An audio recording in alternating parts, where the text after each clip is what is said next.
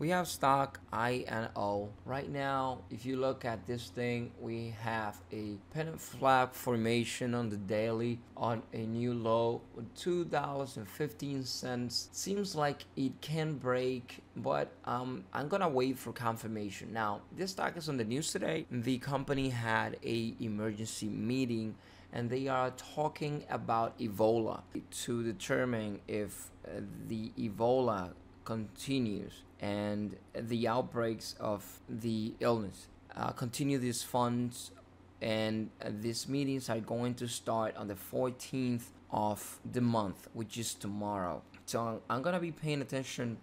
Whatever news comes out and they say that whatever thing they're gonna do, if it's a positive thing and the market reacts to it, again, a lot of times the market is just the reaction of the market, and it's a lot of emotion that we have to trade. So we have to be smart when it comes to trading. A lot of people trade with their emotions, and if we are able to use that in a positive way, we can have good results over our trading careers. But I'll be paying attention to this particular stock. We have no support under this area here, which means that we can pull back from there anyway.